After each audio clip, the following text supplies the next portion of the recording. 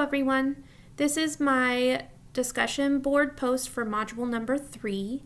The podcast that I listened to was Teaching from the Top, and the hosts are Michelle Emerson and Bridget Spackman.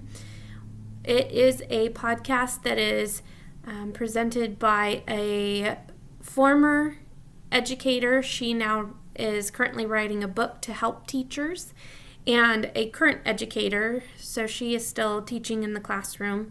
The episode that I listened to was episode 139, and it was 3 things that teachers should stop doing this school year. It was a good resource for learning ways to get better organized and have a more productive school year. So it's a great podcast. I listen to it quite a bit, and it's always been very helpful. They've got great tips and tricks, and they teach how you can use technology in the classroom.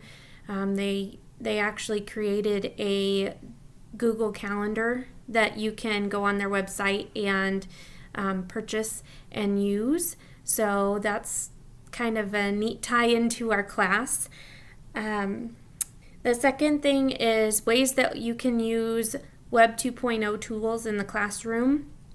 The first thing I could think of is creating a blog for your classroom, maybe finding a blog site that is geared towards kids so that each of your students could start their own blog and share within the classroom in a secure way. The other thing that I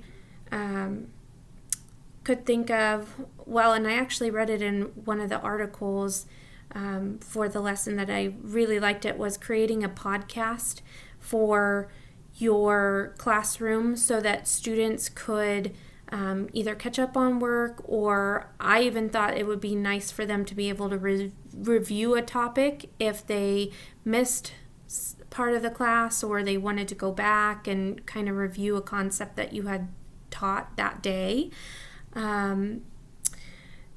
You could create your own classroom web page and maybe include an RSS feed or a couple RSS feeds for news that's going on in the classroom, or if you have a podcast for your classroom, you could put it so that it updates when you release a new podcast. And then one that I hadn't thought of, but it's a really good idea, is Skype. The students could learn about different cultures and classroom ways that classrooms are run throughout the world. That was actually a pretty cool idea, and I had never even thought about that. And one more thing with the classroom webpage, you could even make that available to the parents so that parents could get on and see, and you could have a parents' corner to share news with them. So that's another great way to use that tool. The last topic was how I liked working with Prezi. And I had never used Prezi before. This was my first time.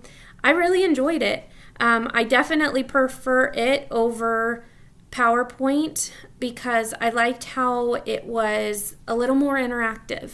I feel like it would keep your audience more engaged. I feel like it gave a couple different presentation options. And it was pretty straightforward. They kind of made the creative process a lot easier with some of the templates they offer. And so, yeah, I would say I will definitely be using Prezi again in the future. I just really enjoyed that platform, probably better in a lot of ways than PowerPoint. So I'm looking forward to hearing what everybody else has to say. Bye, everyone.